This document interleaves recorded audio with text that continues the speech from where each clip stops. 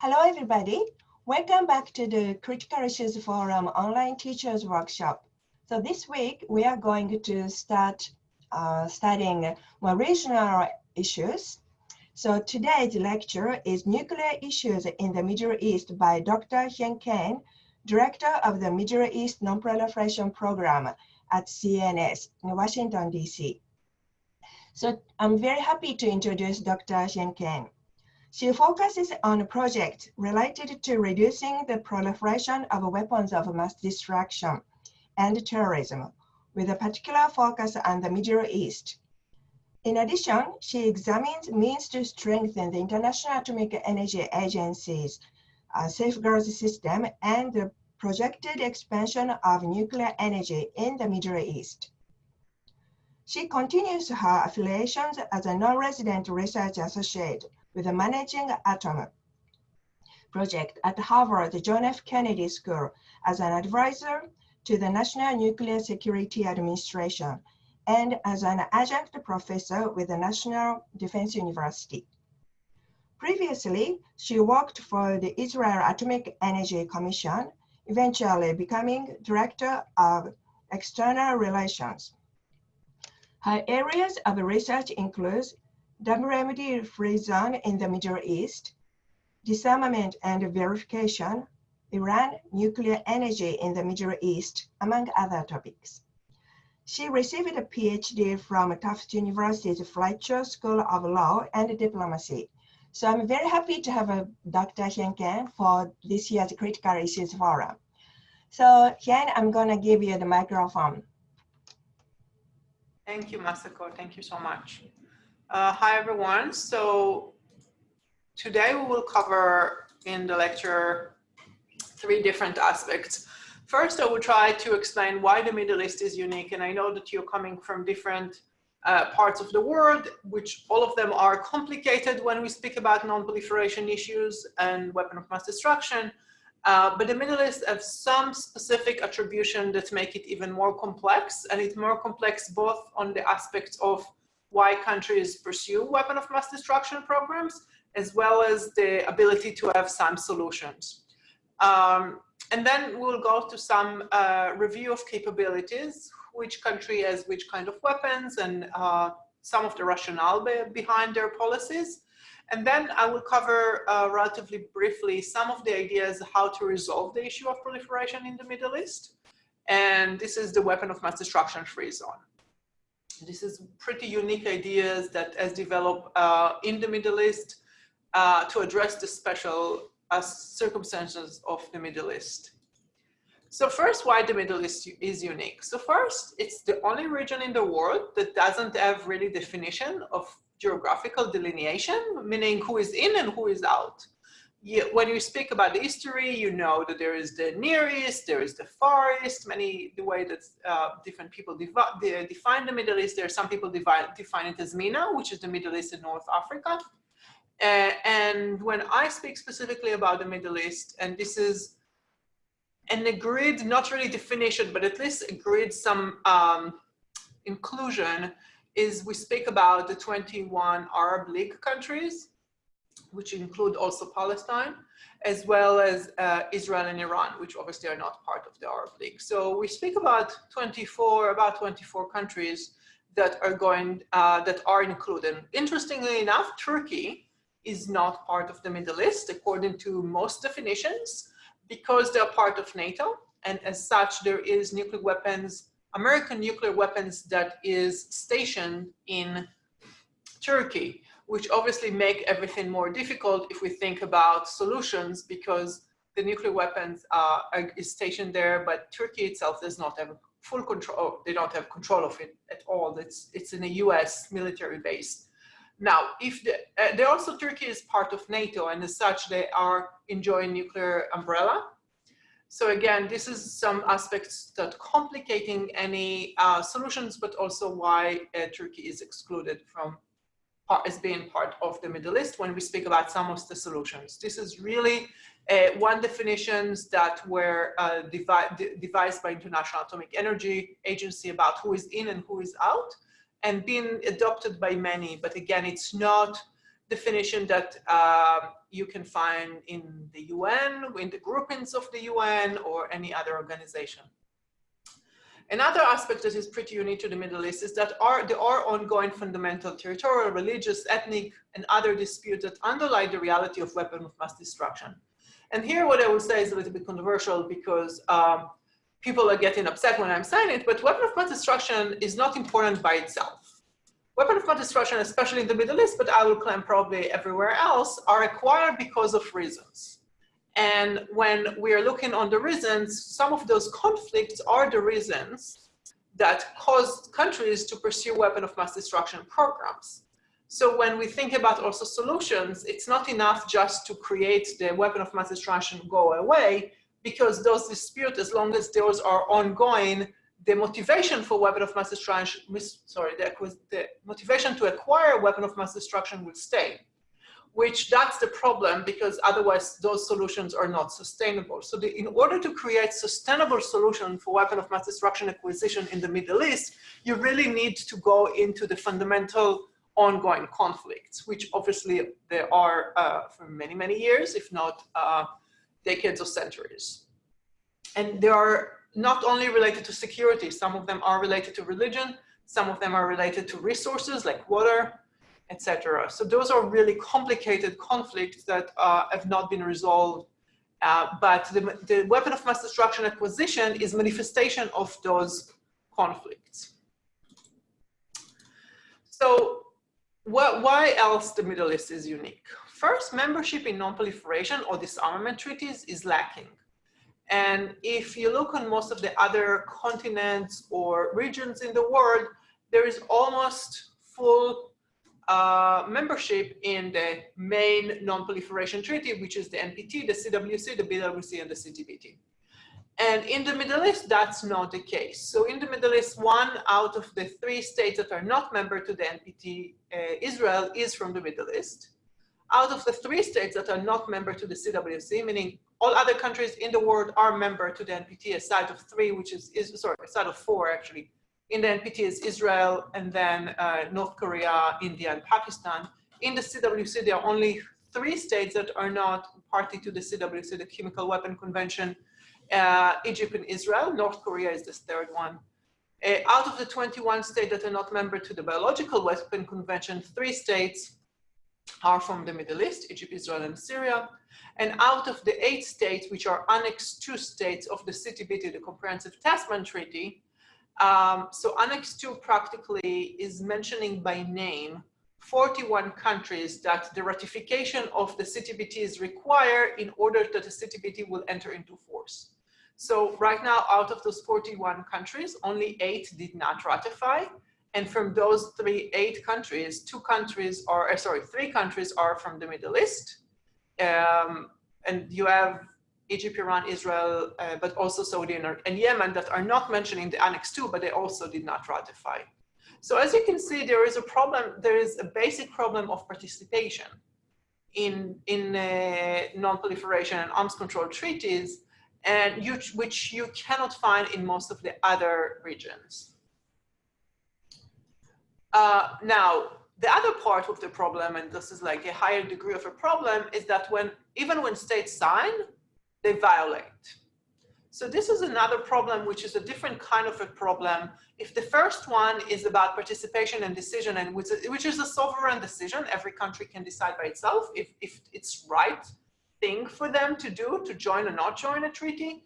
The second part is more complicated because the assumption of international law and international relationship is that if a country join a treaty, they're going to obey by that.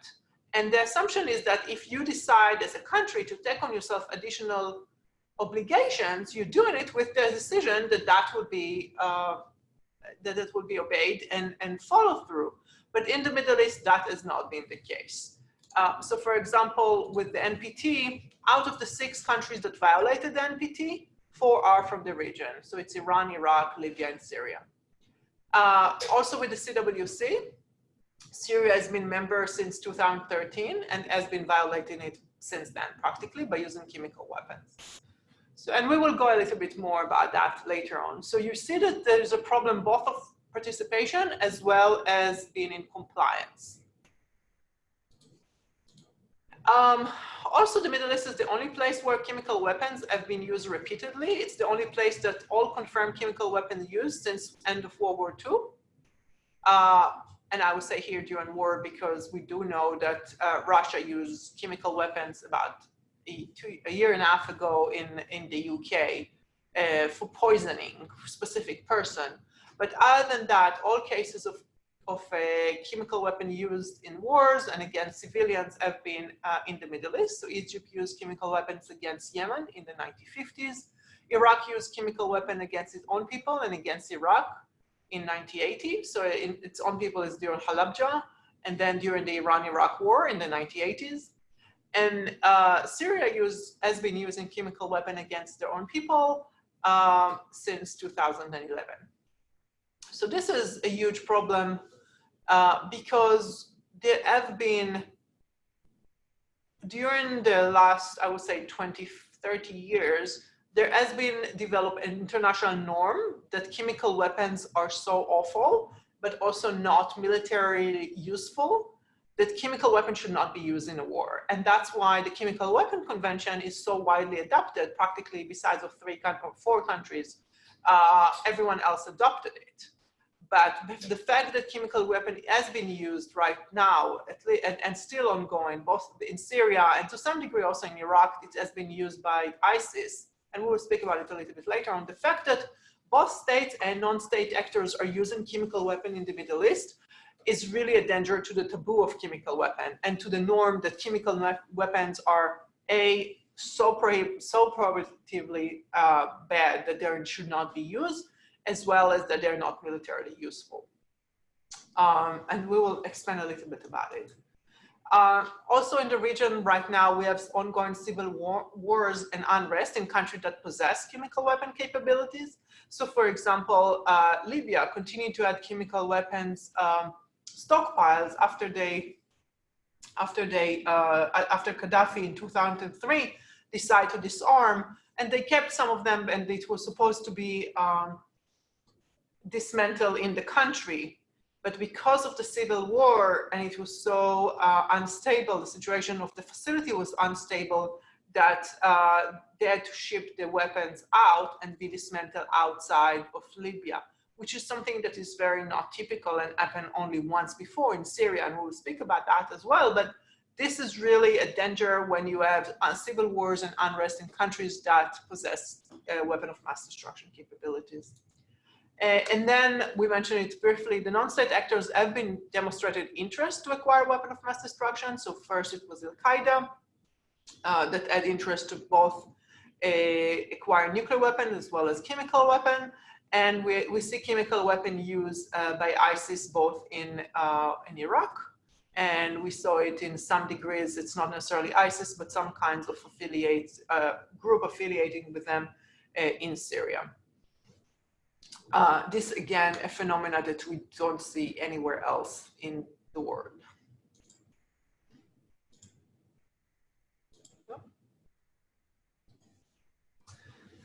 So we spoke about a little bit about the issue that the acquisition of weapons of mass destruction is, sorry, we didn't cover that. The acquisition of weapons of mass destruction in the region is interrelated to other weapons of mass destruction and politically security motivated. So how, we spoke about the politically and security motivated, we spoke also some of the religious aspects that are underlying some of the conflicts. But the problem here is that in other regions, when you speak about nuclear weapon, chemical weapon, and biological weapons, those are relatively being addressed in a very individualized topic and in a silo. So nuclear weapon, there is a nuclear weapon policy, nuclear weapon community, the same chemical weapon, same thing about biological weapons. In the Middle East, those kinds of weapons, all those 3 kinds of weapons are interrelated, and they're interrelated both with related to the acquisition as well as the decision to disarm. And I will explain it in a second. So for example, when Israel developed their own nuclear, supposedly their own nuclear capabilities, Egypt decided that they are unable, they tried, but they were not able to develop nuclear weapons. So as a result of that, they developed chemical weapons and call it the poor man's choice, or the poor man nuclear weapons choice.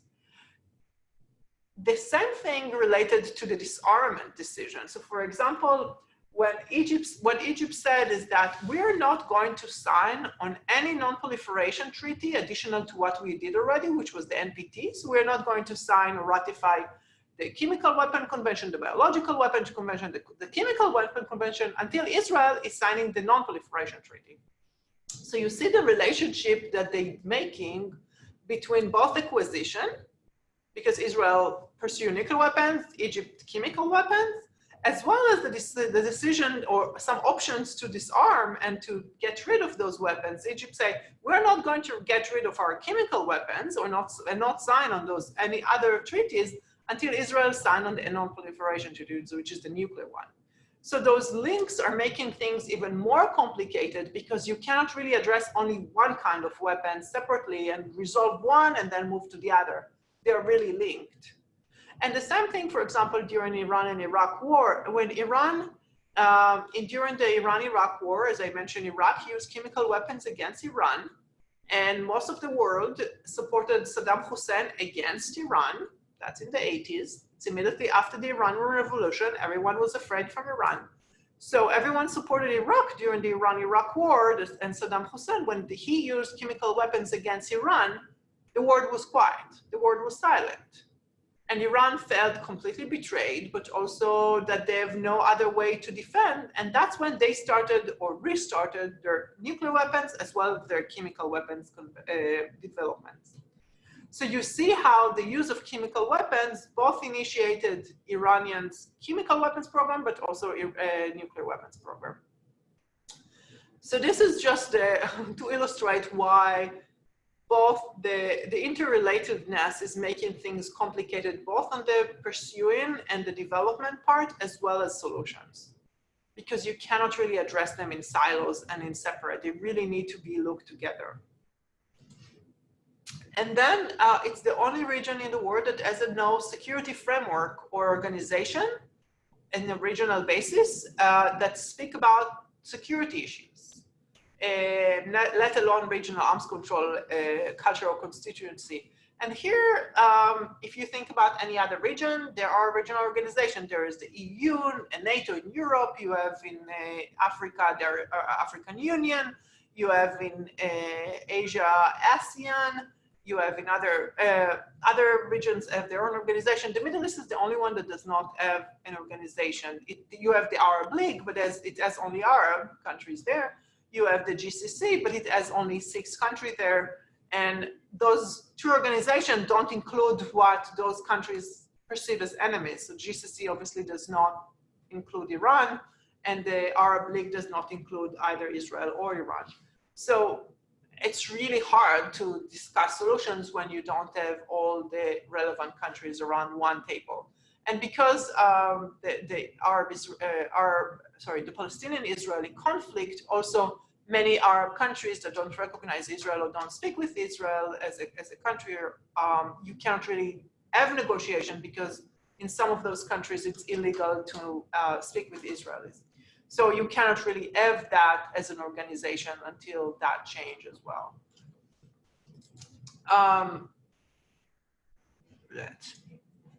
So now, let's move now to weapon of mass destruction capabilities. So we have, I will review 3 countries. Israel, I will speak about their nuclear capabilities and policies.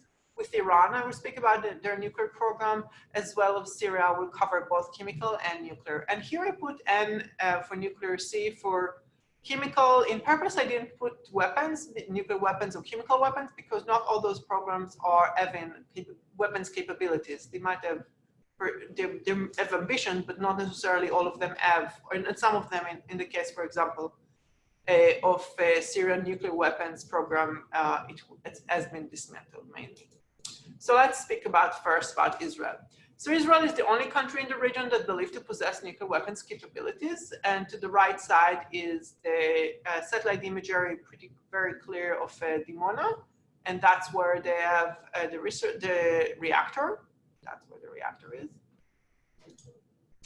And Israel have never, as opposed to all the other countries in the world that develop nuclear weapons, meaning the P5, meaning US, UK, France, and China, as well as And those are the P5, the declared nuclear weapon state, and the two other nuclear weapon states, which is, Pakistan and India. All of those 7 countries, once they add the capabilities, they declare themselves to be a nuclear weapons capabilities, and all those 7 also tested. Israel is the only one from those countries that supposedly have nuclear weapons that have never said if they have it or not. And there was a very conscious decision why. Israel practically, so first I will just explain and then I will explain why. So practically what Israel developed over the years is what we call the opacity policy, which is a strategy of not to confirm or to deny if they possess nuclear weapons. And the only time that they articulated something official on the capability was that Israel, and that's happened during Golda year, so it's like the 60s, Israel would not be the first to introduce nuclear weapon into the region, but Israel also, and this many people forget the second part, Israel also would not be the second. And what does it mean? Because this is confusing. So first, what it means, and part of the opacity is let you guess, unless you try to figure out by yourself what it means. But what has been proven that it's meant by experience since the 1960s is that Israel said, we're never going to say we have nuclear weapons. So in the sense, we're not going to be the first to introduce the nuclear weapon to the region by saying we are a nuclear weapon state. So also we are not going to test, because testing is a proof that you have nuclear weapon. But also we are not going to be the second in the sense of any other countries that are going to develop nuclear weapons, we're going to try to address it. And by addressing it, it means that Israel developed what we know as the Begin Doctrine, and I'm not sure if, no, before I'm going there. Israel developed what we know today is the Begin Doctrine, and Begin was the prime minister in 1981 when the decision to bomb Iraq, Osirak in Iraq, which is the Osirak nuclear reactor, Israel makes a decision in 1981 to destroy, 1982, sorry, to destroy the reactor because they suspected that that reactor is going to be used for nuclear weapons capabilities. Israel did it again in Syria with the El Kibar reactor, and we will speak about it when we speak about Syria. So this is practically the idea behind Israel's opacity policy. And what the logic behind it was that if we are going to say that we have nuclear weapons, that will require the other countries in the region, mainly the Arab countries or Iran, to follow suit because they will feel that they need to respond. And while we are in opacity policy, it gives them the space, the leeway not to decide to go and be nuclear as well. They don't feel that they're in need to respond in one way or the other. The other logic behind it was that if Israel will declare that they have nuclear weapons, that will really complicate their relationship with the US because US might need to impose on them sanctions. So this is how Israel dealt with their policy. There is some estimated guessed different numbers flowing out there, anything between 75 to 400. If you look on the different publications, I will say that if there is anything, it would be in the much lower number. So it would be in the 75, 80 kind of numbers rather than in the 400, rather than in even the hundreds. And that's mainly because they have only one facility, it's relatively small, it's not been operating all the time. What is the Israeli motivations for having nuclear weapons? So first is the weapon of last resort. The Holocaust really influenced the Jewish leadership in Israel when it was established, and after that during the Independence War and 57 and 67 and 73 wars, to be afraid that there is a risk of Israel being eliminated. And the idea was that we need to make sure there is something we can protect ourselves in case of an onslaught by Arab countries. The other part, and this is sort of what,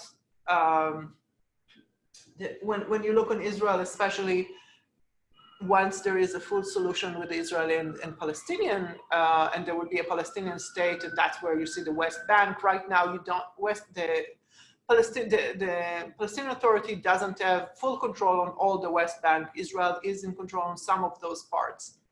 what we call area Cs, but they are in control on many of those many of the green area. And what happened in the past is that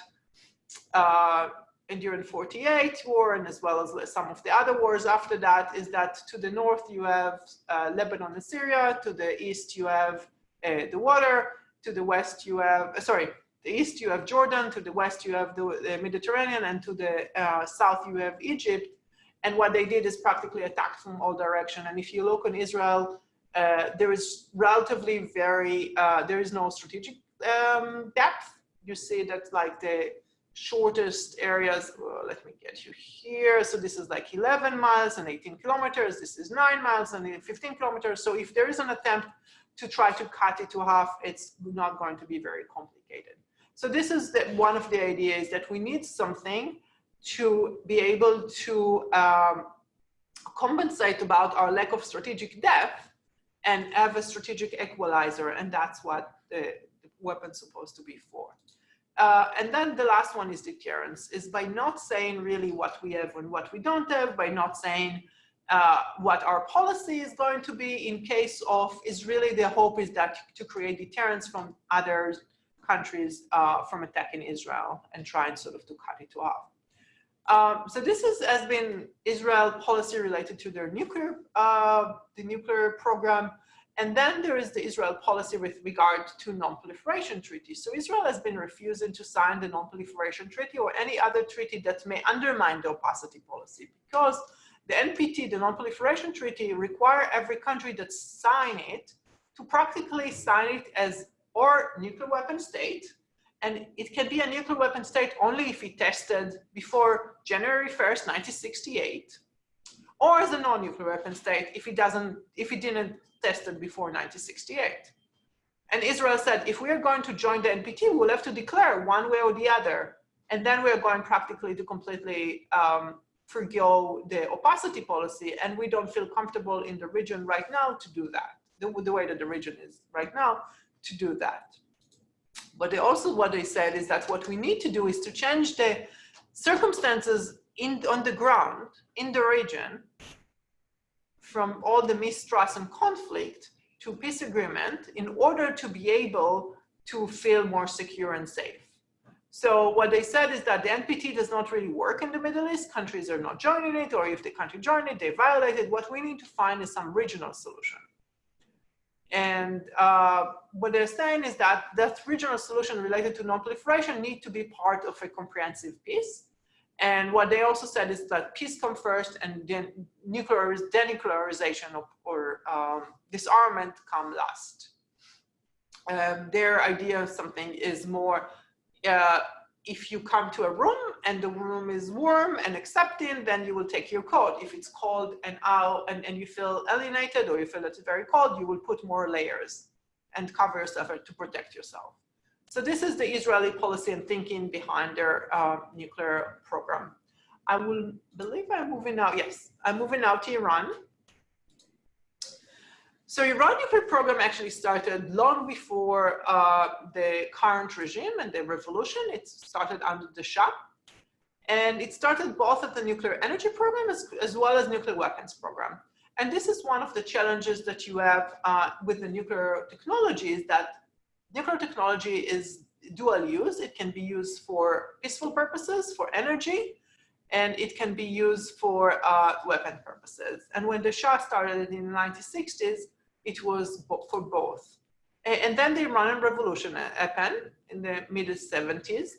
And as a result of that, actually the Iranian regime decided they're going to freeze the nuclear program. They actually thought, because the Shah was very close to the US, they thought that this is like all technology that the US and the West is trying to sell us, and it's pretty crappy.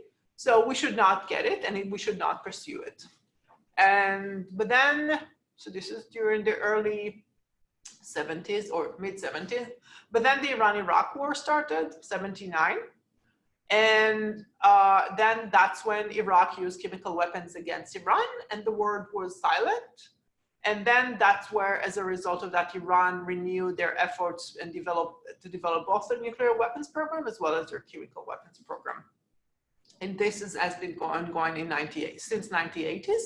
But it's important to say that Iran always maintained that their program is only for peaceful uses. They never admitted or never agreed to the definition that some of their programs is for weapon purposes and or does not make any sense if the attempt is only for peaceful uses. And then in 2003, the two undeclared sites were exposed, one for centrifuge enrichment and another for heavy water reactor. And then later on in 2009, another undeclared centrifuge facility was exposed in Fordo in 2009. So that's during that time between 2003 and 2009, that started practically a different, I mentioned that it was, Iran holds that this program is for peaceful uses. But in between 2003 to 2009, when there was the exposure, sorry for that. When there was the decision to, when there was exposure of the facilities,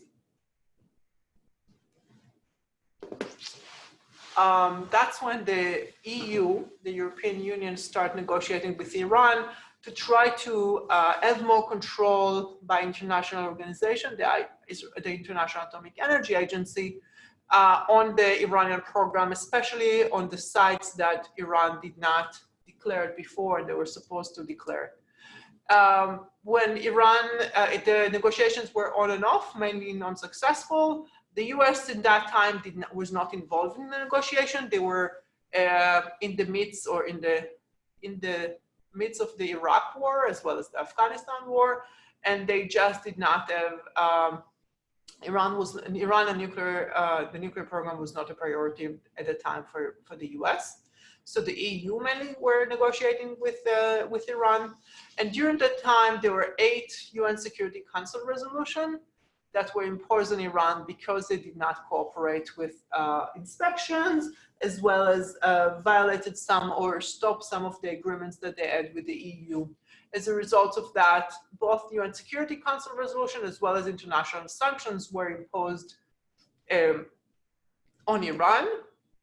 As a result of those sanctions, as well as a result of huge mismanagement of the Iranian economy, they had a really troubled, that's really affected the Iranian economy. And you see it again now, and we'll speak about it again now, but one of the problems, the structural problems in Iran is that most of its economy is gray economy, meaning that it's not on the books because it's being conducted by the IRGC, which is paramilitary organization. So that's really a challenge when you don't have, and the IRGC have huge amount of manufacturing capabilities and income that comes from some of it smuggling, some of it is selling other things. But the thing is that it's not; those are not in the books of the country, of the government, and there are not taxes. They don't have income taxes. They don't have anything that like really have an effect on the economy in general, besides of sort of being a parallel one. So the effect of the mismanagement of the economy, as well as the really big sanctions and very, very strong sanctions that were imposed on Iran, both from the US, the EU, and many other countries, really affected Iran economy. And that the results of that really brought the regime that they needed in that point to make a huge decision. They had to make a decision: what is more important, our regime survival or the nuclear program? And they make the decision at that time that they can put the nuclear program aside and put it sort of freeze it for a while until we until we make sure that our economy is stable, so our regime can continue to survive. And that's indeed what they made that decision, and that's why they went into the negotiations with the EU as well as with the US. At that time, also the fact that Barack Obama was elected as president and changed the prioritization from Iraq and Afghanistan and pulling out from those countries and really start concentrating in Iran on the nuclear program. So what happened is that after 2 or 3 years of negotiation, on July 14, 2015, Iran and the 6 powers, which is the P5+1, which is the US, UK, France, Russia, China, and Germany, finalized the JCPOA, which is the Joint Comprehensive Plan of Action.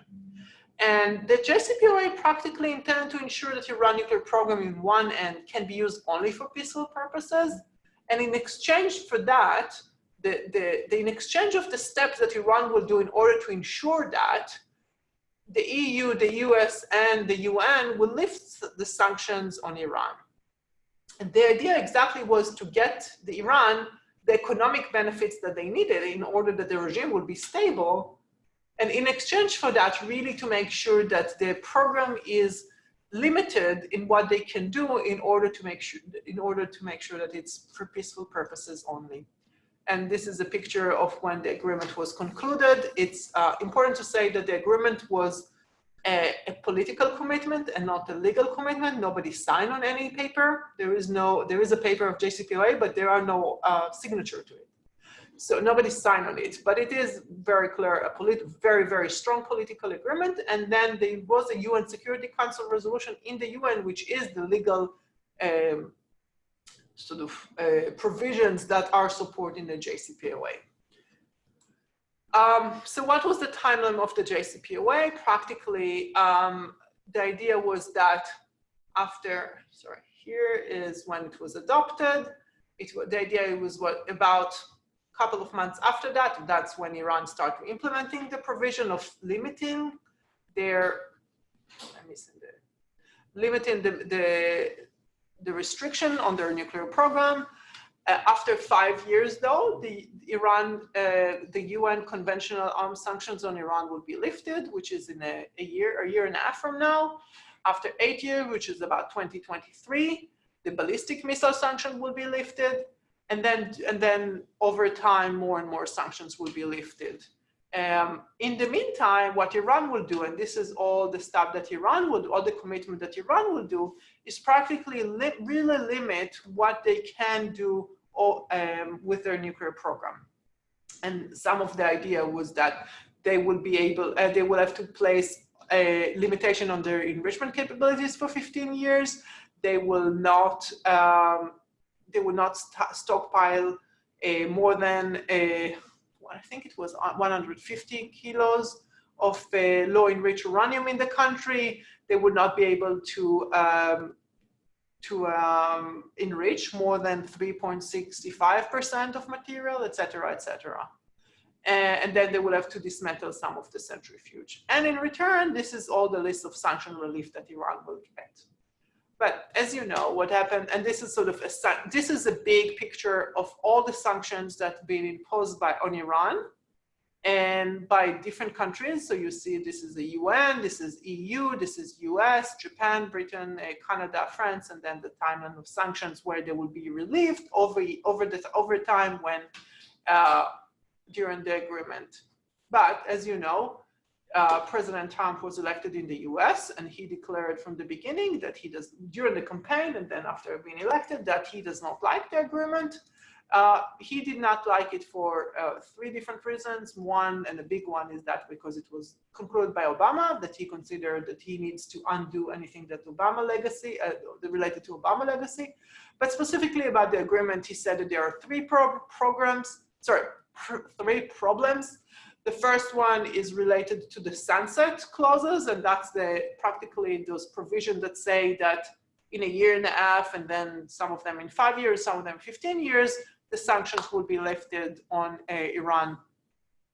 The other part that he did not like was the verification that did not cover some aspects that related to the agreement itself. So when the US decided they are withdrawing in May 8, 2018, and that immediately after that, about a week after that, Secretary Pompeo, Secretary of State, gave a speech with 12 demands of what they want to see the Iran is changing in their behavior. Some of them are not, most of them actually are not related to nuclear. Many of them are related to Iran regional behavior. And then they start saying, we're going to start imposing sanctions over time. And you see here all the sanctions that started to be imposed. And those sanctions are not only related to the US themselves, but they also impose is secondary sanctions. And secondary sanctions mean that any organization that have a subsidiary in the US or have any relationship with US banks, and most countries and most organizations even outside of the US have those, they can be sanctioned as well if they will continue to deal with Iran, which made it a very problematic aspects because then many companies that were not in the US, they were not US honored by US citizens, start pulling out from Iran as well, because we're concerned about getting sanctions by the US. And obviously the US market is much bigger and much more promising than the Iranian market, that Iran is both smaller and also very volatile. So many of them start pulling their investment that they started during the after the JCPOA. What Iran reaction was. So first, what the Iran hoped is that to wait Trump out, in the sense of what they said is like, okay, we have 2 more years until Trump might be not reelected. Let's try to wait it out. Maybe our economy might be able to survive it. But then the US start adopting maximum pressure policy, which is practically very strong sanctions against individuals and against Iran activities in the region. And as a result of that, really Iran felt that they cannot continue to wait it out and adopted a maximum resistance policy. And it's interesting because the resistance it was not on the nuclear aspects. What they developed this maximum resistance, but it was mainly on conventional aspects. So you saw, for example, they intensified their activities with the Houthis in Yemen, as well as the missiles being shot on Aramco in Saudi Arabia. So this is where you really see more the resistance. On the nuclear part, it actually has been very gradual and relatively very small scale. So what they said in May 2019, which is that's when they practically decided they cannot wait it out anymore, is that they announced that they will adopt series of steps to reduce their commitment to the JCPOA, and it will be in 60 days intervals.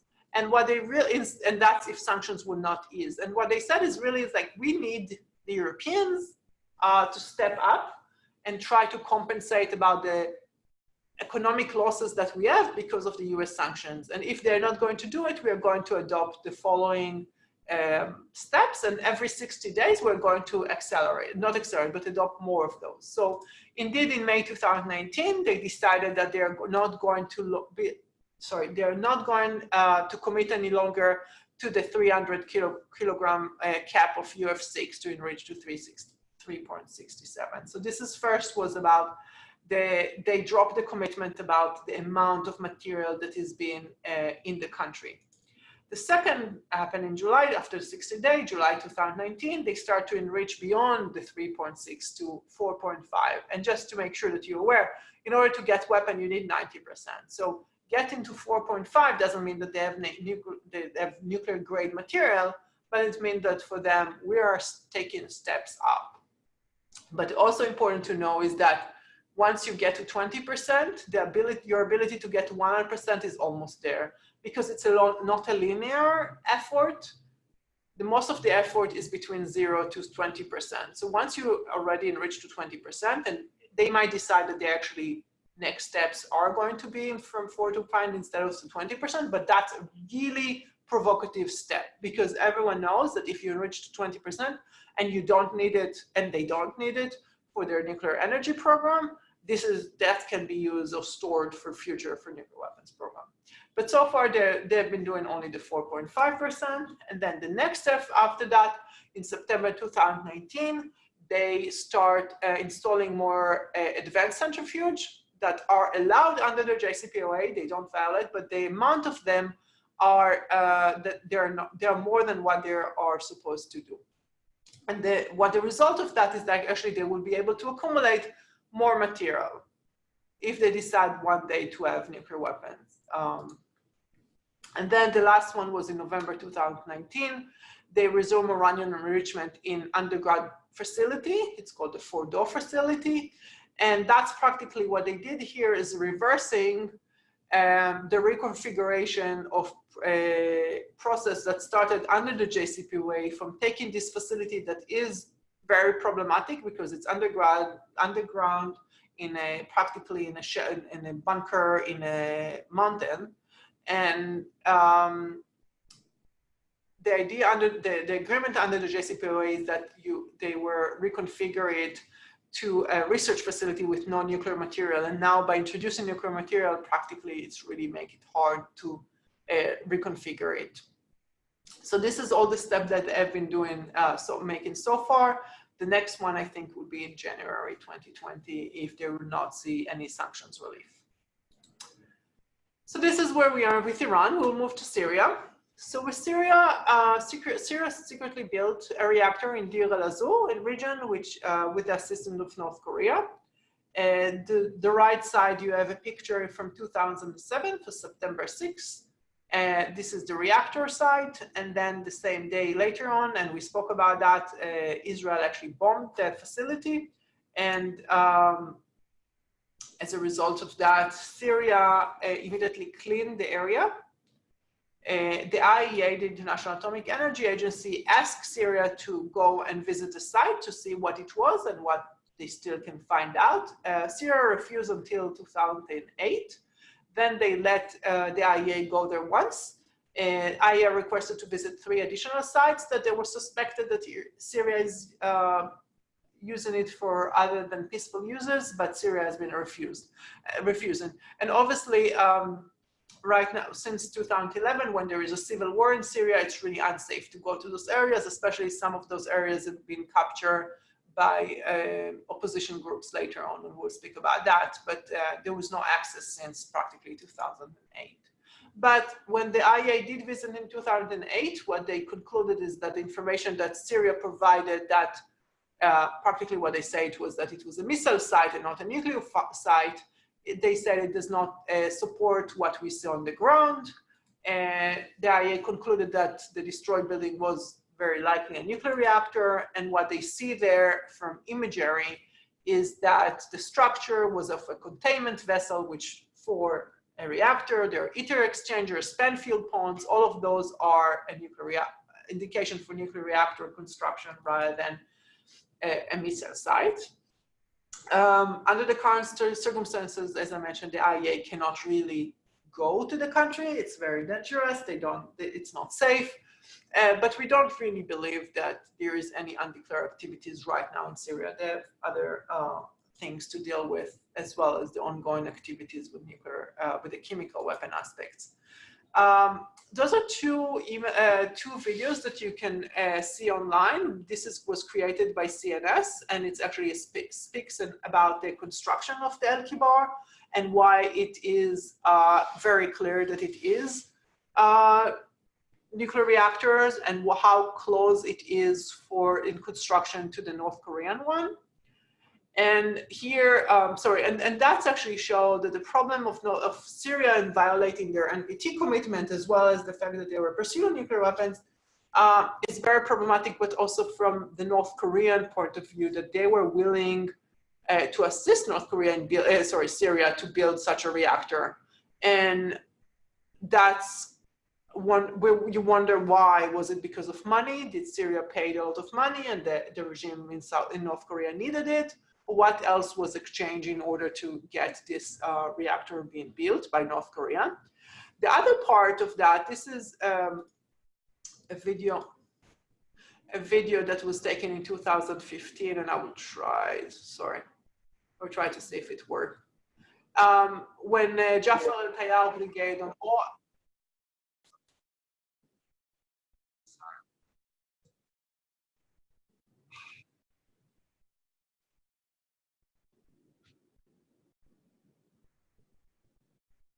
sorry. So this is, I can't remember if that's the Jafar al-Tayyar Brigade or the al-Nusra Brigade that gained control on the site during the civil war.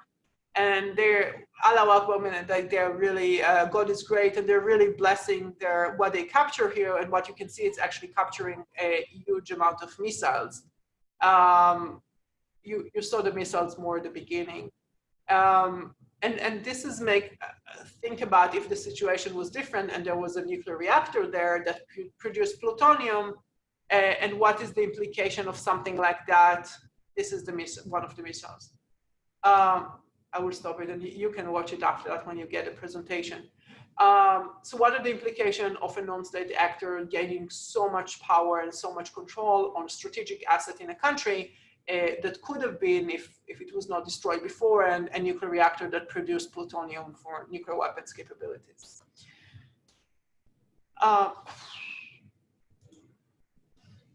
So we're moving now from nuclear to chemical weapon capabilities in the Middle East. Just to give you the background, when the Chemical Weapon Convention was entered into force, it was very different from the Non-Proliferation Treaty. It is a disarmament treaty. And the provision is saying is that every country that's ratified and become a member need to declare if they add if they add chemical weapons before or not, as well as if they do have them right now, they need to commit to disarm that within a time frame. So out of the 8 countries that ratify the treaty and say, yes, we add or we have or add chemical weapons, 3 are from the Middle East, Iraq, Libya, and Syria. When they signed the Chemical Weapons Convention, they declared how much stockpiles they had. So Libya declared about 26 metric tons. Iraq, it's not available, and I will speak in a second why. And Syria declared over 1,300 metric tons of chemical weapons.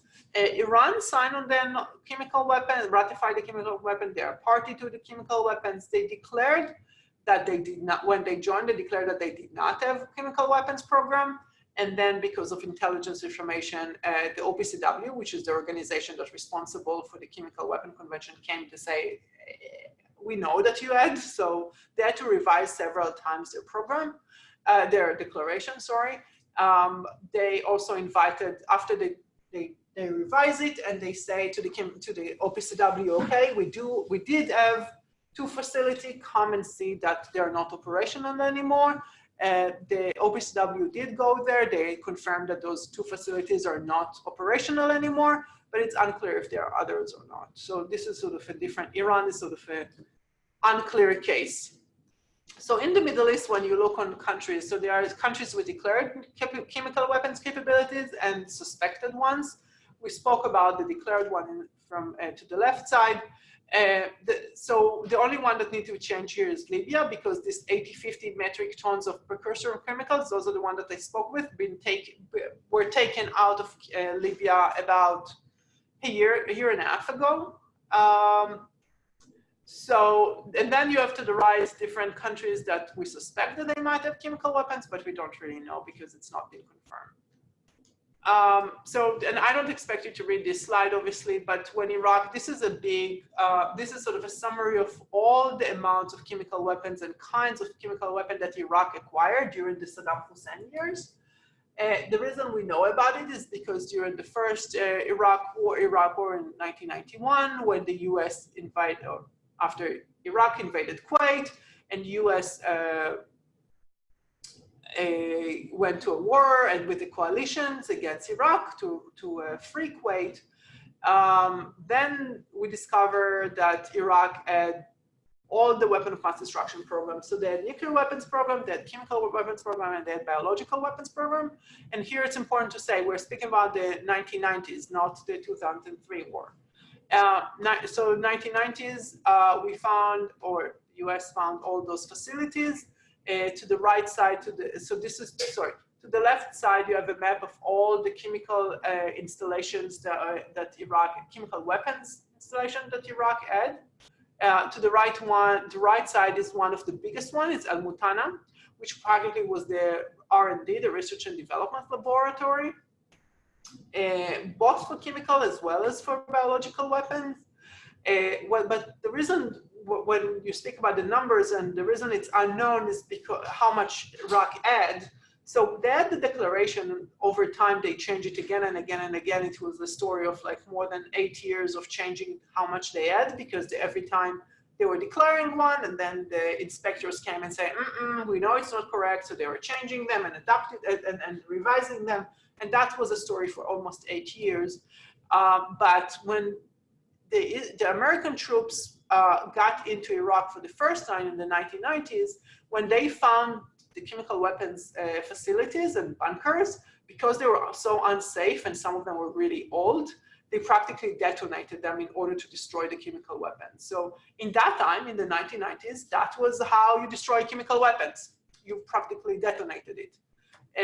But that's part of the reason as a result of that is that we don't have numbers of how much really Iraq had chemical weapons stockpiles and the various chemical weapons. And the only one we have is based on the declaration that they change and revise over the years. But there are some remaining issues. So as I mentioned, some of them were just unsafe. And when the inspectors left in the 1998 Iraq, they were practically thrown out by Saddam. There were still about 2,000 empty artillery shells that were really contaminated with mustard agents, and about 605 of 1-ton mustard container with residues. But also the entire place was contaminated. And those were stored in the two large bunkers in El Mutana, which is the place that I mentioned before. And they were sealed in the 1990s by the UN inspectors in bunkers. The only problem is that when Daesh got control on big parts of Iraq, one of them was the El Mutana site.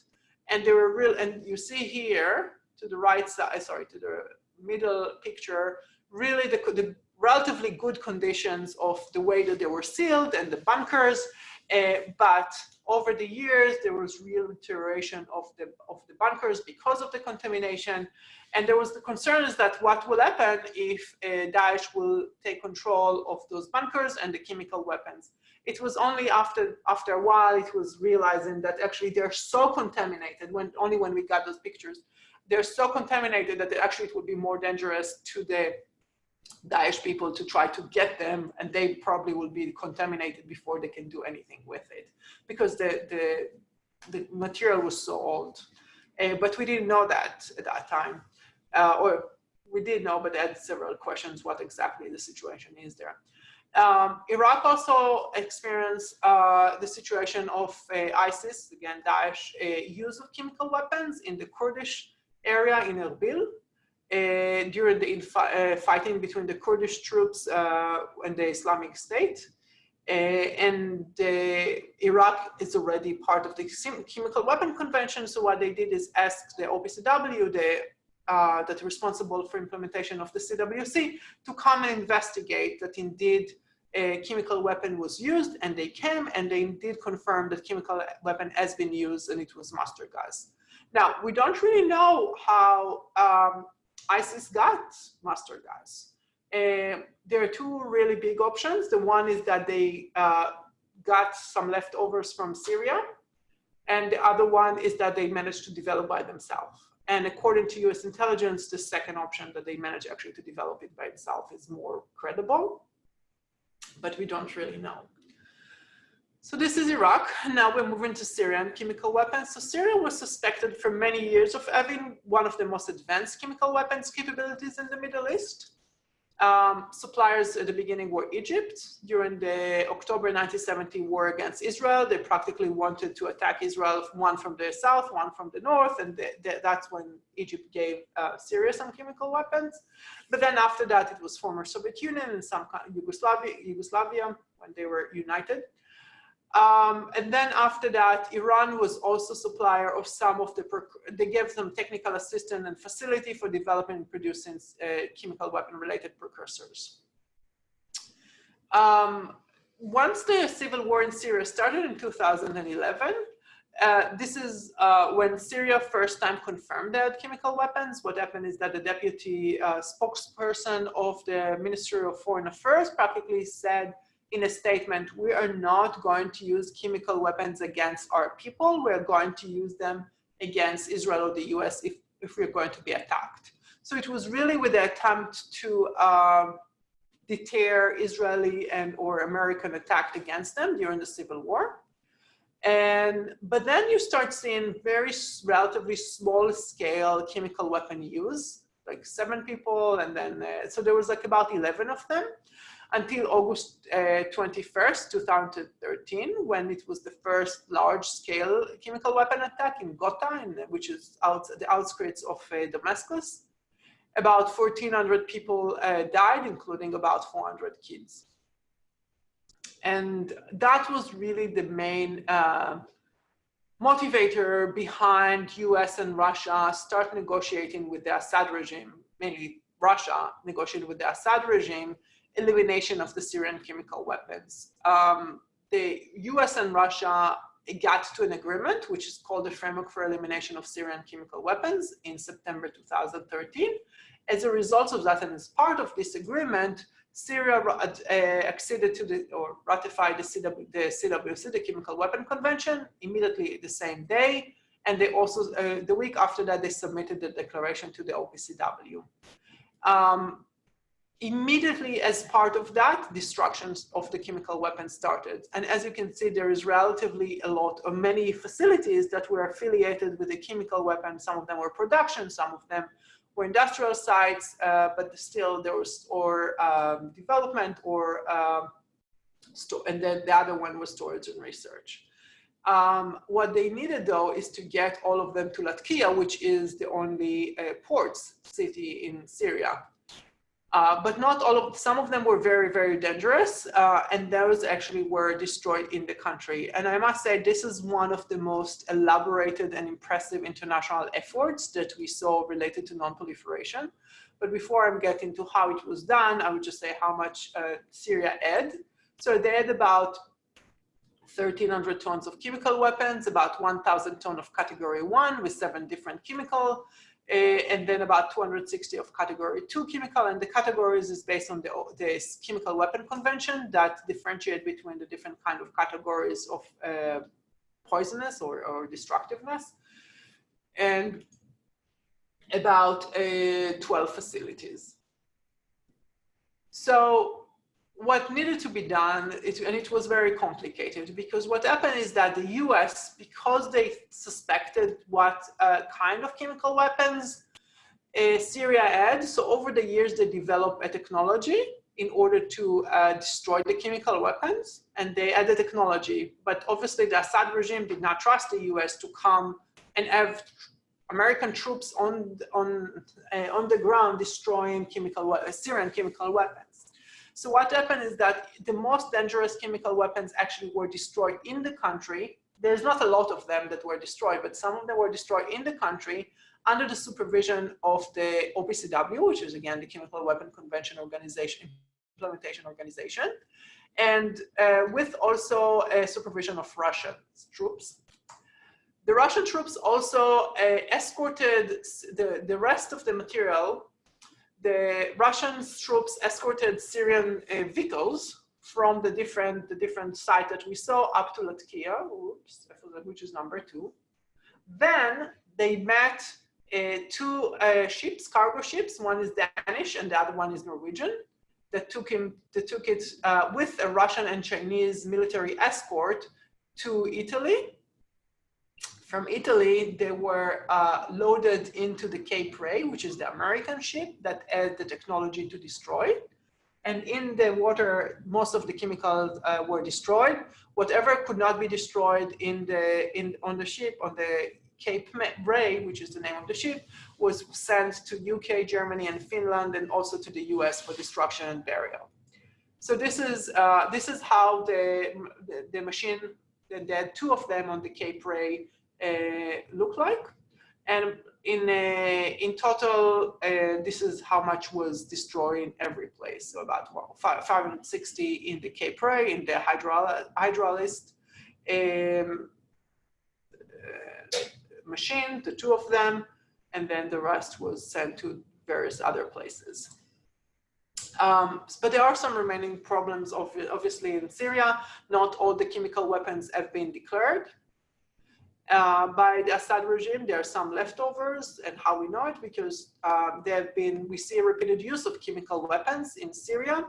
There is both of sarin and chlorine. So for example, sarin is a chemical weapon. It can be used only for chemical weapons, and it's clear that it was supposed to be declared and destroyed. Chlorine, on the other hand, is a chemical, but it's not chemical weapons, but it's a chemical, and it's chemical that is being used for water purification. So you cannot really destroy it. You cannot really say you cannot use, countries in the world cannot use chlorine anymore because more people will die from water not being purified than from chemical weapons. But this is, that's chemicals that has been used as weapons, which is also prohibited by the Chemical Weapon Convention. But it's something that every country has, and you cannot eliminate it because it would be more dangerous to eliminate that than to have chemical weapons. So, but fortunately for us, the chemical weapons prohibit the use of any chemicals as chemical weapons as well. So the dual use as well. So those are being violation. There is no agreement between Russia, and the reason that it's ongoing, but there is no political solution is because there is disagreement between Russia and the US about the future of Syria in general, and not only related to chemical weapons, and it's practically stuck in the UN Security Council over political issues. There is issue of how attribution. So right now, the OPCW until September last year did not have the mandate to say who used chemical weapon in Syria. They just could say, yes, chemical weapon used or not used. In September 2018, there was an expansion of the OPCW mandate to actually give them also the right to determine who did it. And that was really huge development, very, very important, very, very good. The only problem is since this happening that practically OPCW got the attribution mandate is that Syria and Russia are blocking those inspectors from coming back to Syria. So there were no almost inspections in Syria since then in order to have attribution. And we also see repeated use of chemical weapon mustard gas by ISIL or Daesh or ISIS, wherever we want to call them, in Syria. One of the other problems that have been not addressed, and it's really bad that it's been neglected, is that there are unemployed Syrian scientists. Beforehand, the Syrian scientists were really the elite of the society. They were very paid well. They were both their family and their families as well. And by the fact that they are unemployed, best case scenario, they are in refugees in Jordan. Worst case scenario, they're working for ISIS. And that's how ISIS, for example, managed to develop their own chemical weapons in Iraq. So we don't really know where they are, and we don't really know what they're doing, which is really unfortunate because the US in the past did have programs to unemploy scientists in Soviet Union, weapon of mass destruction scientists, to practically give them employment that is not related to weapon of mass destruction, but it was neglected in Syria. They did it, by the way, also in Libya, and they did it with Iraq, but they didn't do it in Syria, which I think was a big mistake. And then we saw the spillover effect to Iraq when we saw ISIS troops, ISIS individual using chemical weapons in Iraq as well.